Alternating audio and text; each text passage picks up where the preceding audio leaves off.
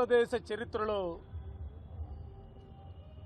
Doctor BR Ambedkar రచించినటువంటి భారత రాజ్యాంగం ప్రకారం ఎన్నికలు జరిగిన తర్వాత ఎన్నికైనటువంటి ప్రభుత్వం ప్రజలకు ఇచ్చినటువంటి వాగ్దానాలను నెరవేర్చడంలో ఘోరంగా వైఫల్యం చెందినటువంటి ప్రభుత్వం తెలుగుదేశం పార్టీ, దాని కూటమి ప్రభుత్వంగా చరిత్రలో స్థిరస్థాయిగా నిలబడే పరిస్థితులు ఇవాళ ఈ రాష్ట్రంలో కనిపిస్తూ ఉన్నాయి.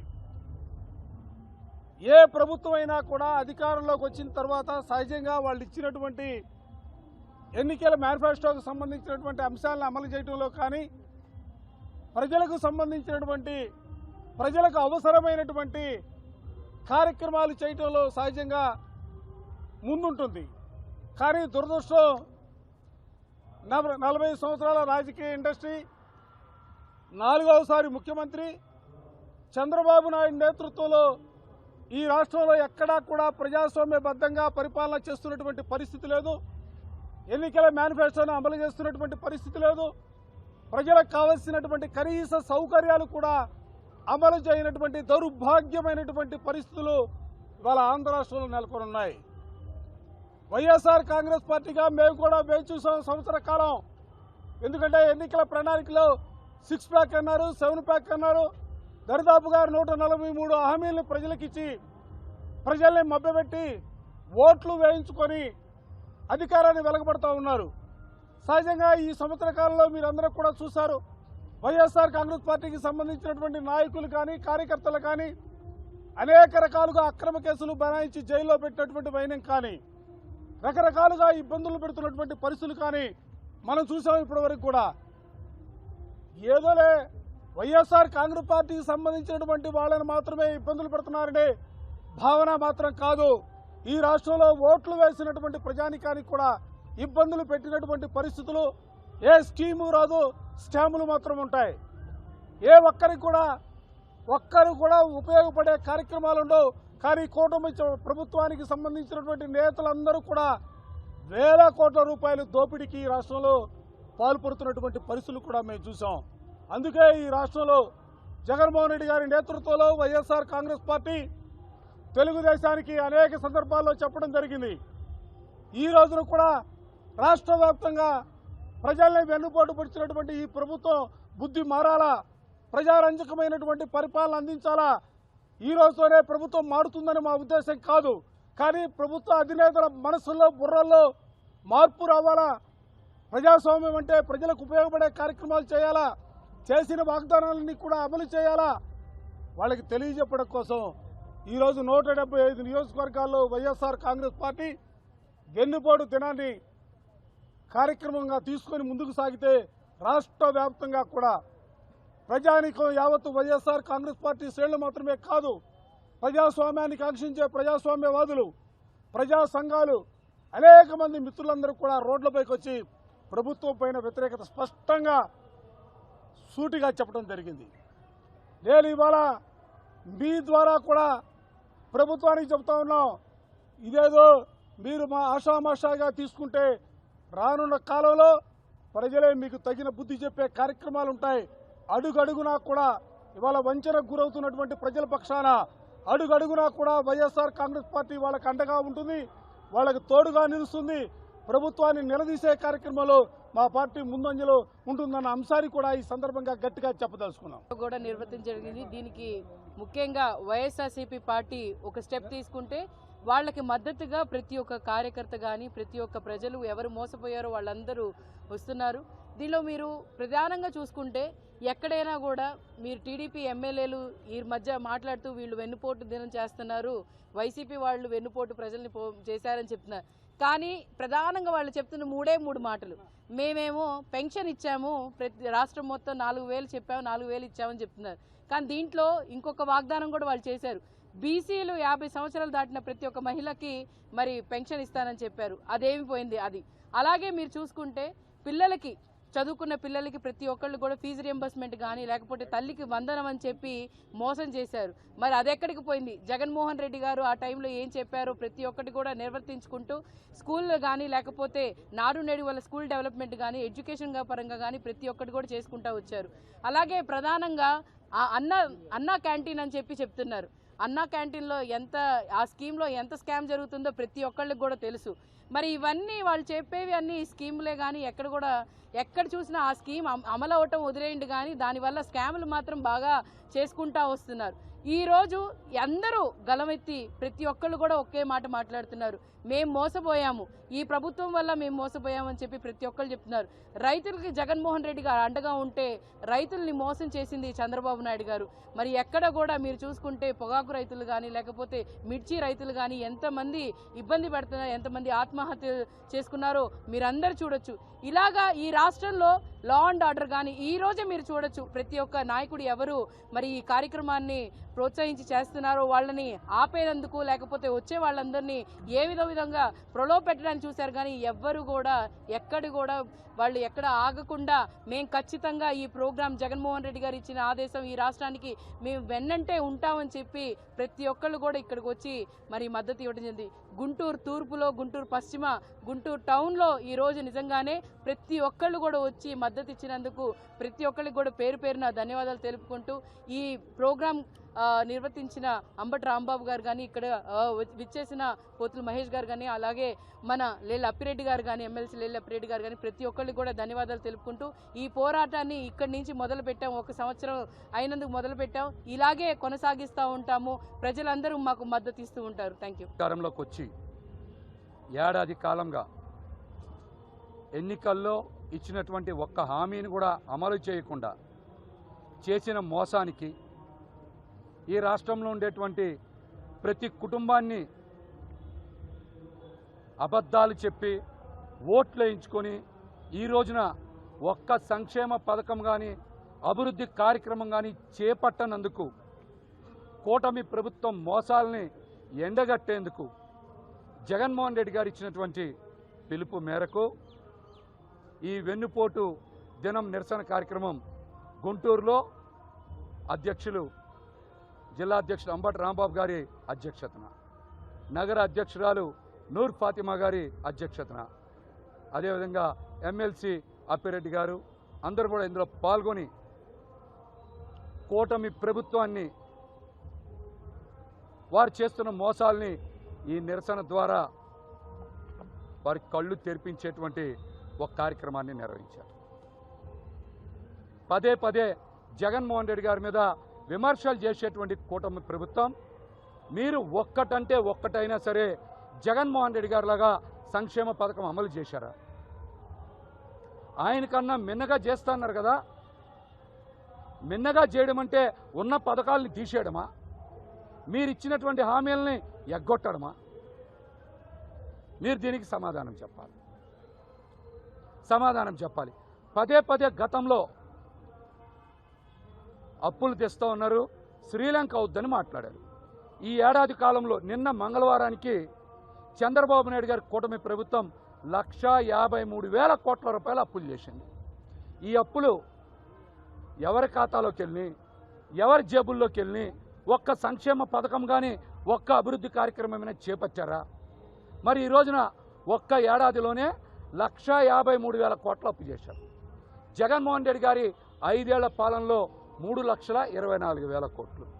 మరి ఏడాదిలో మీరు చేసినటువంటి అప్పులతో ఆంధ్రప్రదేశ్ ఏమవుద్ది? శ్రీలంక అవుద్దా, సొమాలియా అవుద్దా, ఏమవుద్దో కూడా చంద్రబాబు గారు, పవన్ కళ్యాణ్ గారు సమాధానం చెప్పాలి.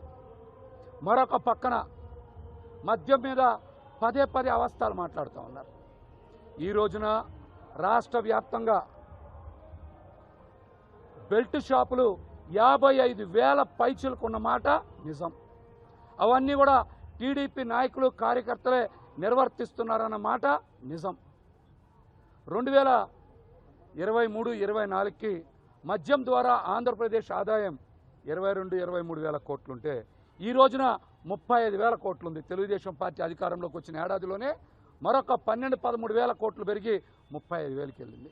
అంటే ఈ కూటమి ప్రభుత్వం దిగిపోయే నాటికి మద్యం ద్వారా ఆదాయం 75,000 కోట్ల రూపాయలకి పెరుగుతుంది. అంటే ఆంధ్రప్రదేశ్లో అందరినీ తాగుబోతుల్ని చేసేటువంటి ఒక పథకాన్ని చంద్రబాబు నాయుడు గారు, పవన్ కళ్యాణ్ గారు చేస్తూ ఉన్నారన్నటువంటి వాస్తవాన్ని ప్రజలు తెలుసుకోవాలి. ఇంకొక పక్కన ఇసుక ద్వారా జగన్మోహన్ రెడ్డి గారి పాలనలో ఏడాదికి 850 కోట్ల నుంచి 1000 కోట్లు ప్రభుత్వ ఖజానాకి డబ్బులు వస్తే ఈ రోజున ఒక్క రూపాయి కూడా ప్రభుత్వ ఖజానాకు వచ్చేటువంటి పరిస్థితి లేదు.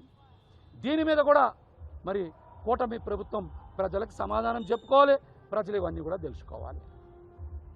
మరి అన్ని కుటుంబాలని వెన్నుపోటు పొడిచారని ఎందుకు చెప్తా ఉన్నంటే పదే పదే అమ్మఒడి ఇయ్యట్లా, ఉచిత బస్సు లేదు, ఉచిత గ్యాస్ లేదు, నిరుద్యోగ వృత్తి లేదు, రైతు భరోసా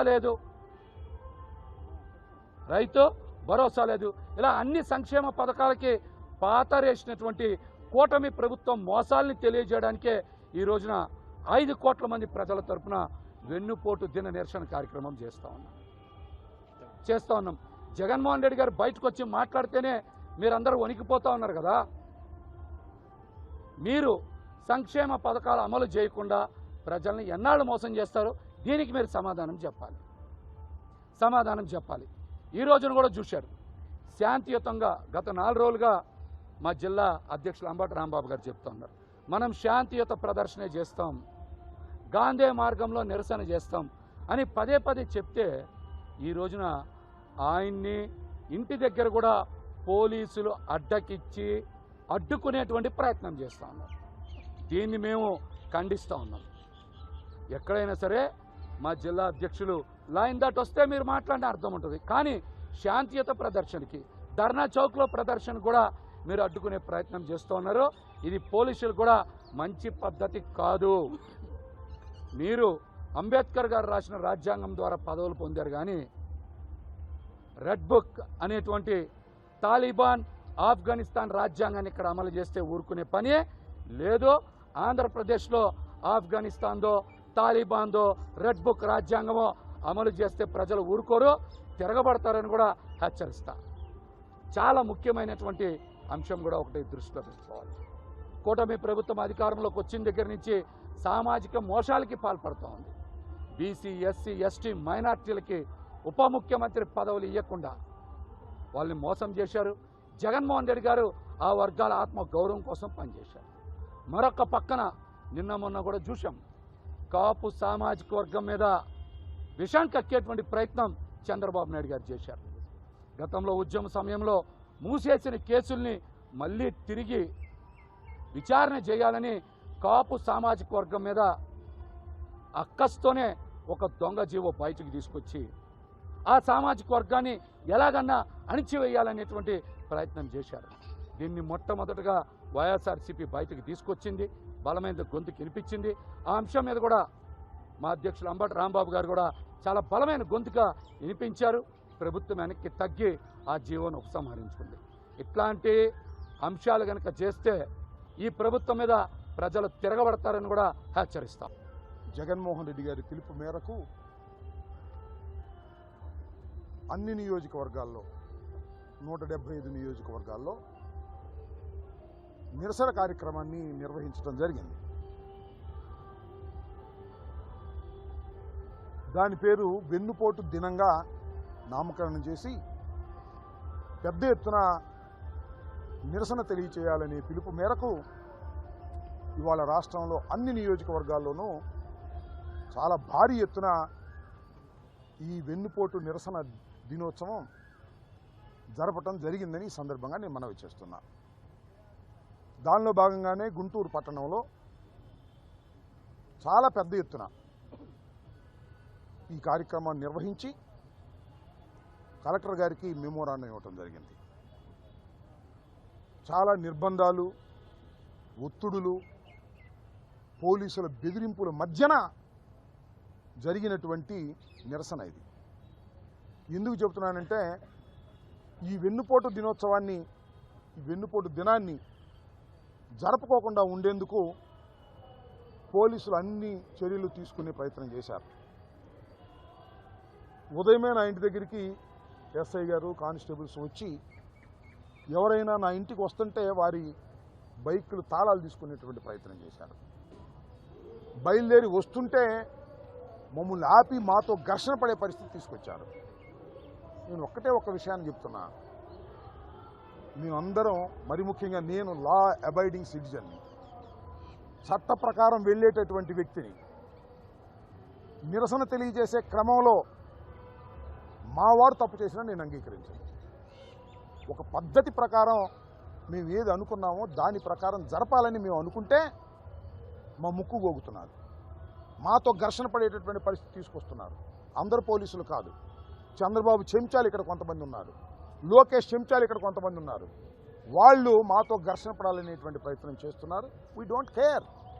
ఏం చేస్తారు మీరు? మమ్మల్ని అరెస్ట్ చేస్తారు, లోపలేస్తారు, అంతే కదా? లేకపోతే తెనాలిలో కొడతారా? ఏం చేస్తారు మీరు అడుగుతా ఉన్నా. మేము చట్టబద్ధంగా వెళుతున్నటువంటి వ్యక్తులం. ఈ రాష్ట్రాన్ని 5 సంవత్సరాలు పరిపాలించినటువంటి రాజకీయ పక్షానికి చెందినటువంటి వ్యక్తులం. మేము ఒక పద్ధతి ప్రకారం నిరసన ప్రజాస్వామ్యంలో తెలియపరుస్తూ ఉంటే ఈ రకమైనటువంటి ఒత్తిళ్లు, దుశ్చర్యలకి పోలీసులు కాకి బట్టలు వేసుకొని ప్రవర్తించడం సరైనటువంటి విధానం కాదని వారికి హెచ్చరిక చేస్తున్నానని కూడా ఈ సందర్భంగానే మనవి చేస్తున్నాను. అవును, సంవత్సరం అయింది. ఏం చేశాడు చంద్రబాబు నాయుడు గారు చెప్పమని నాకు. ఏం వాగ్దానాలు ఇచ్చాడు ఓ పక్కన రాయండి, ఏమి చేశాడు ఓ పక్కన రాయండి. ఏం చేశాడు? 1% కూడా చేయలే. ఒకటి చేశాడు. ఏంటది? 4000 పెన్షన్. సినిమాలో డైలాగ్ ఉంటుంది, రజనీకాంత్ సినిమాలో, నేను ఒక్కసారి చెప్తే 100 సార్లు చెప్పినట్టే అని. అట్లాగే చంద్రబాబు నాయుడు గారు ఉక్కిరి చేస్తే 143 చేసినట్టే భావించాలి. ఇక మనం తప్పెట్లు కొట్టుకోవాలి. ఏం దౌర్భాగ్యమే నాకు అర్థం కాలేదు. ఏ హామీని నెరవేర్చనటువంటి ఒక దుర్మార్గమైన పాలన చేస్తూ కేసులు పెట్టే కార్యక్రమం, కొట్టే కార్యక్రమం, జైళ్లలో వేసే కార్యక్రమం, బెదిరించే కార్యక్రమం, పోలీసు వారిని అడ్డం పెట్టుకుని రాజ్యం చేయాలనుకున్నవాడు ఎవడు, బాగుపడి చచ్చినవాడు ఎవడు లేడు ఈ రాష్ట్రంలో, దేశంలో. పోలీసులు ఇవాళ నీ మాట వింటారు, నీ అధికారం పోతే మా మాట వింటారు. ఇది అందరికీ తెలిసిన సత్యమే. పోలీసులను అడ్డం పెట్టుకొని మా దగ్గర కాపలా పెట్టి, మాతో ఘర్షణ పెట్టి, మా మీద కేసులు పెట్టి, మా వాళ్ళని కొట్టించి అణచాలని చూస్తున్నావు కదా. అణిచిన కొద్దికి లెగుస్తుంది పైకి. ఇవాళ చూడు, ఐ నెవర్ ఎక్స్పెక్టెడ్. మేము రోజు రమ్మని అందరికీ చెబుతున్నాం, కానీ ఇంత పెద్ద ఎత్తున నిరసన తెలియజేయడానికి ప్రజలు వస్తారని మేము ఊహించలా. ఎందుకు వచ్చారు? మీ మీద కక్ష, మీరు చేయలేదనేటువంటి బాధ. మనం ఈ పిలుపు మీద వెళ్ళి నిరసన తెలియజేద్దాం, అమ్మఒడో లేదా తల్లికి వందనం ఇస్తాడేమో, ఆ రైతు భరోసా ఇస్తాడేమో, ఆ ధాన్యం ధర పెంచుతాడేమో, ఆ మిర్చి ధర పెంచుతాడేమో ఆశ. నిరసన తెలియజేయడం ద్వారా మీకు వార్నింగ్ ఇస్తున్నారు చంద్రబాబు నాయుడు గారు, గుర్తుపెట్టుకో. 4 సంవత్సరాల దాకా నువ్వే ఉంటావు. ఏదైనా అనుకోవడం జరిగితే ఏదైనా మళ్ళా మోడీ గారు ఆ ఎన్నికలు, జమిలి ఎన్నికలు పెడితే తప్ప నువ్వే ఉంటావుగా 4 సంవత్సరాలు. 1 సంవత్సరం అయింది, బుద్ధి తెచ్చుకో. ఆ మిగతా 4 సంవత్సరాలు అయినా జాగ్రత్తగా పరిపాలన చేయమని వార్నింగ్ ఇచ్చారు. మేము చెయ్యవు అన్నావా, వెన్నుపోటు 1 అయిందిగా, మళ్ళీ సంవత్సరం అయితే వెన్నుపోటు 2 వస్తుంది. అప్పుడు దీనికి 10 రెట్లు జనం వస్తారు. నేను లెక్క చేయరు, నీ పోలీసులను లెక్క చేయరు, నీ లాఠీలను లెక్క చేయరు, నీ తోటాలను లెక్క చేయరు, నీ కేసులను లెక్క చేయరు. గుర్తుపెట్టుకో. ప్రజా వెల్లువ నిరసన వచ్చిందంటే కాకి దుస్తులు ధరించినటువంటి పోలీసు వారి చేత నువ్వు ఏదైనా ఆపాలనుకుంటే ఆగదు స్వామి. చరిత్ర ఒకసారి వెనక్కి తిరిగి చూసుకో. నాకన్నా పెద్దోడివి, 75 సంవత్సరాలు ఉన్నాయి, అనేక ప్రభుత్వాలు చూశావు, అపోజిషన్లో ఉండవు. ఒకసారి చూసుకో. కాకీలను అడ్డం పెట్టుకొని క్రౌర్యం చేసి రాజకీయం నడపాలి, వైఎస్ఆర్ కాంగ్రెస్ పార్టీని అణిచేయాలి అని అనుకుంటే అది నీ భ్రమ తప్ప మరొకటి కాదు. నువ్వు ఎంతగా బలప్రయోగం చేస్తే అంతగా మాకు బలం పెరుగుతుందనే విషయాన్ని గుర్తుపెట్టుకోమని ఇప్పటికైనా నేను చెప్తున్నా. మేము కలెక్టర్ గారికి మెమోరాండం ఇచ్చాం. మాకు చెప్పొద్దు కానీ తెప్పించుకు చదువుకో ఒకసారి, ఎంత క్లియర్గా ఇచ్చాము. ఏ ఏ పథకాన్ని ఫెయిల్ చేశావో, ఏ ఏ పథకాన్ని ఇస్తా అని హామీ ఇచ్చి ఎగ్గొట్టావో అవన్నీ చదువుకుని అవి చేయవయ్యా స్వామి. చేస్తే నీ మీద కొంత వ్యతిరేకత తగ్గింది. చెయ్యనంటావు, చూద్దాం ఇంక నీ కథ ఏంటో. ఇంకా వెన్నుపోటు 1, వెన్నుపోటు 2, వెన్నుపోటు 2, 3, వెన్నుపోటు 4, వెన్నుపోటు 5కి నువ్వు సీమ ద్రమారమణ గోవింద అయిపోతావు. అది గుర్తుపెట్టుకోమని ఈ సందర్భంగా మనవి చేస్తూ, ఎవరైతే ఇంత నిర్బంధాల మధ్యన, ఇంత ఒత్తిళ్ల మధ్యన ఈ నిరసన కార్యక్రమంలో వైఎస్ఆర్ కాంగ్రెస్ పార్టీ జెండా పట్టుకొని జై జగన్, డౌన్ డౌన్ చంద్రబాబు అని భుజాన జెండా పెట్టుకుని వచ్చినటువంటి మా వైఎస్ఆర్ కాంగ్రెస్ పార్టీ కార్యకర్తలకి, వీరులకి కూడా నేను ప్రత్యేకమైనటువంటి ధన్యవాదాలు ఈ సందర్భంగా తెలియజేస్తున్నాను.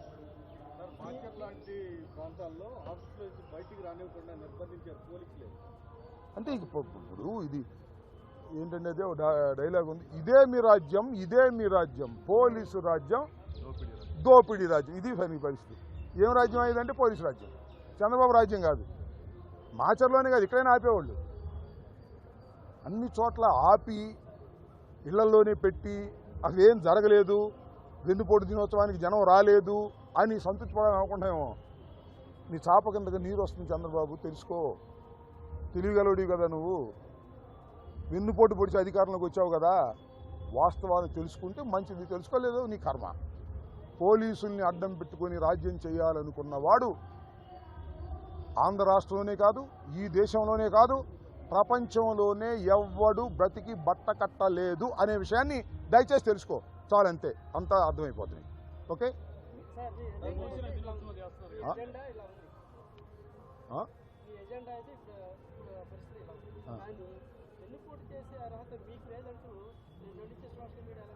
ఎవరనేది?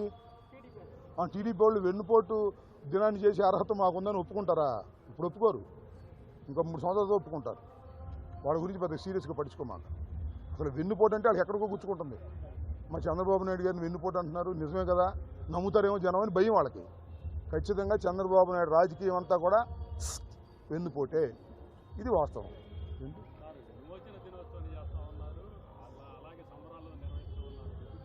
ఎక్కడ కనపడలేదు డిప్యూటీ సీఎం గారు? ఎక్కడున్నాడు? ఏమో డిప్యూటీ సీఎం గారు ఉన్నాడు ఆంధ్రాలో? ఏమన్నా ఉస్తాద్ భగత్ సింగ్ అంట, హరిహర వీరమల్లు అంట, ఓజీ అంట. ఆ గొడవలో ఉన్నాడే స్వామి, ఆ గొడవలో ఉన్నాడు ఆయన. పాపం ఆయన నమ్ముకుని ఓట్లు వేసిన వాళ్ళు, నాయనా ఆయన నమ్ముకుని చంద్రబాబుకి ఓట్లు వేసిన వాళ్ళు ఇవాళ ఏమనుకుంటున్నారో నేను చెప్పకూడదు, సమయం చెప్పి చెబుతా. ఆ ఉస్తాద్ భగత్ సింగ్ సంగతి ఏంటో తెలుసుకోమను. లేదంటే ఆ హరిహర వీరమల్లు రేపు రిలీజ్ అవుతుందంట, దాని సంగతి చూసుకోమను. మాకేం అభ్యంతరం లేదు. ఆ హరిహర వీరమల్లు 5 సంవత్సరాలు తీశారు, అయినా ఆ సినిమా బ్రహ్మాండంగా ఆడాలని, ఆ నిర్మాతకు కనక వర్షం పడాలని మనస్ఫూర్తిగా మేము కోరుకుంటున్నాం. రాజకీయంగా ఆయన పనికిరాడు, కానీ సినిమాలో బాగానే యాక్ట్ చేస్తాడు. మరి ఎందుకన్నా నేను చూసా కదా, బ్రోలో కూడా యాక్ట్ చేశాడు, నా పాత్ర కూడా పెట్టి బాగానే యాక్ట్ చేస్తాడు. రాజకీయాల్లోనే ఆయన బుష్, సినిమాల్లో ఎస్. అది అవును, వాళ్ళని అడుగు ఎందుకు, వాళ్ళకి అసలు కడుపు మండిపోతుంది వాళ్ళకి. లోకేష్ ఫోన్ చేసి ఉంటున్నాడు, ఒక ఆయన రెచ్చిపోయాడు. లోకేష్ బంధువేనంట అతను. అట్లా ఏదో ఉంటాయి. We don't care all these things. ఎన్ని చూసాం, మెరిసిపోలా. నేను ప్లేయర్గా కూడా ప్రాక్టీస్ చేసాను 3 సంవత్సరాలు. ఎన్ని చూసాం, ఇలాంటి వాటికి భయపడతానా? ఏ స్వామి జైల్లో వేస్తానంటేనే భయపడలే మనం. ఈ లోకేష్ చుట్టమైన సిఐ గారు ఎస్ఐ గారు బెదిరుతాను నేను. బెదిరే ఉండే నేనట. 70 సంవత్సరాలు ఎన్నాళ్ళు బతుకుతాం? 10 నెలలు బతుకుతాం. వీరుడిగా బతుకుతాం, లొంగి బతకం, బతికినాడు బతకం, నమ్ముకున్న సిద్ధాంతం కోసం బతుకుతాం, నమ్ముకున్న జగన్మోహన్ రెడ్డి వెంట నడుస్తాం.